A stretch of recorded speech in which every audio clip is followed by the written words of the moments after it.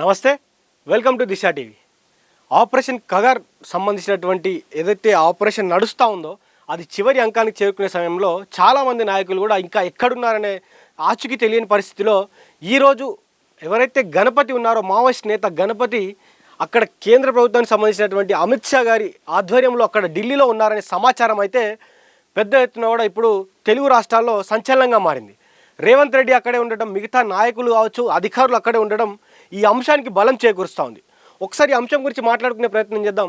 దశాబ్దాల పాటు మావోయిస్టు ఉద్యమానికి దిశానిర్దేశం చేసిన ఆ పార్టీ మాజీ ప్రధాన కార్యదర్శి అగ్రనేత ముప్పాల లక్ష్మణరావు అలియాస్ గణపతి దేశ రాజధాని ఢిల్లీలో లొంగిపోయినట్లుగా తెలుస్తుంది. ఢిల్లీ పోలీసుల వర్గాల సమాచారం ప్రకారం గణపతి ఇప్పటికే పోలీసుల అదుపులో ఉన్నారని కేంద్ర హోంశాఖ మంత్రి అమిత్ షా తెలంగాణ ముఖ్యమంత్రి రేవంత్ రెడ్డి సమక్షంలో ఆయనను ప్రవేశపెట్టే అవకాశం ఉందని కూడా తెలుస్తూ ఉంది.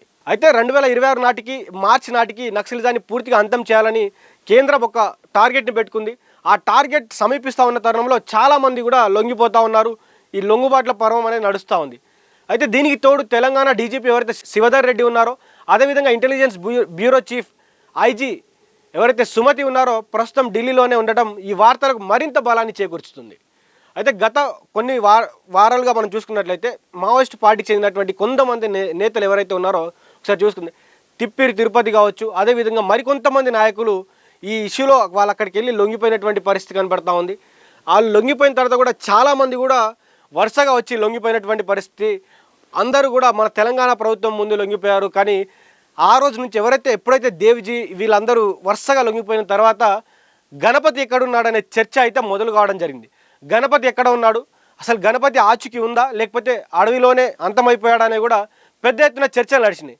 ఆ చర్చలు నడిచిన తర్వాత కూడా ఇక్కడ ఉన్నటువంటి ప్రభుత్వాలు కావచ్చు, అటు మావోయిస్ట్ పార్టీ నుంచి కావచ్చు ఎలాంటి సందేహం రాలేదు. ఈ నాయకులందరూ లొంగిపోయిన తరుణంలో చాలామంది కూడా ఆయనను జనజీవన స్రవంతిలో తీసుకొచ్చేందుకు తెలంగాణ పోలీసులతో పాటు అక్కడ ఉన్నటువంటి మిగతా నాయకులతోటి కూడా చర్చలు జరిపినట్టు, ఆ చర్చలు కూడా సఫలమైనట్లు కూడా చెప్తా ఉన్నారు.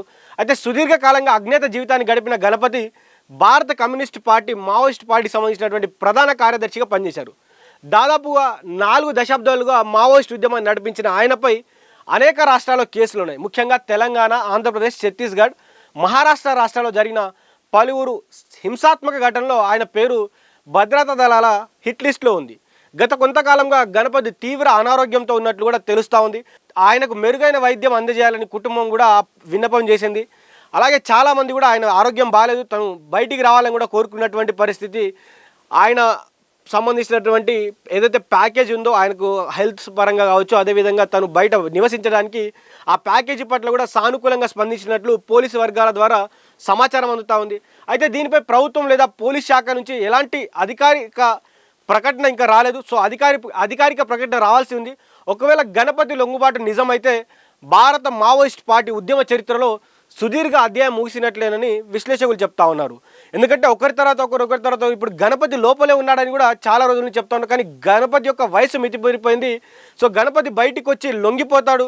ఎవరైతే ముప్పాల లక్ష్మణరావు ఉన్నారో అలియాస్ గణపతి లొంగిపోతాడు, లేకపోతే అసలు ఉన్నాడా లేడా అనే ఈ 2-3 రోజులు వీళ్ళు ఎవరైతే దేవ్జీ, తిరుపతి వీళ్ళందరూ లొంగిపోయిన తర్వాత కూడా ఈ చర్చ అనేది నడిచింది. చర్చ నడిచిన తర్వాత కూడా వాళ్ళ కుటుంబం కావచ్చు, అందరు కావచ్చు ఆయనకు లొంగిపోవాలని కూడా ఆ చర్చలు జరపడం జరిగింది. అంటే గణపతి బయటికి రాను అని చెప్పినట్టు కూడా తెలుస్తూ ఉంది. వీరు ఎవరైతే బయటకు వచ్చినటువంటి వాళ్ళు ఇక్కడ ఉన్నటువంటి సిచ్యువేషన్ ఎక్స్ప్లెయిన్ చేసి బయటికి రావాలి, ఇక్కడ ఉన్నటువంటి పరిస్థితుల్లో జనజీవన స్రవంతిలోకి రావాలని కూడా సర్ది చెప్పినట్టు తెలుస్తూ ఉంది. సో ఆ చర్చలు సఫలీకృతమైనాయి. అంతేకాకుండా ఆయన ఆరోగ్యం మీద కూడా ఆయన దృష్టి పెట్టినట్టు కనిపిస్తాం. ఎందుకంటే ఆరోగ్యం సహకరించకపోవడం వల్ల ఇక తుపాకీ విడవాల్సినటువంటి పరిస్థితి వచ్చింది.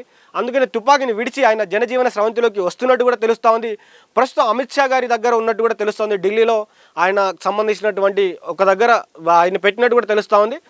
అదే విషయాన్ని ఇప్పుడు తెలంగాణ ముఖ్యమంత్రి ఎవరైతే ఉన్నారో తెలంగాణ ముఖ్యమంత్రి గారి ఆధ్వర్యంలో ఆయనను జనజీవన స్రవంతిలోకి తీసుకురావాలి, ఆ ప్రెస్ మీట్ పెడతామని కూడా ఇక్కడ నుంచి మన డీజీపీ కావచ్చు, మన సుమతి గారు ఉన్నారు, వీళ్ళందరూ కూడా అక్కడికి వెళ్ళి అక్కడ ఉన్నట్టు కూడా మనకు తెలుస్తూ ఉంది. మరి అధికారిక ప్రకటన వచ్చేంతవరకు వేచి చూడాలి.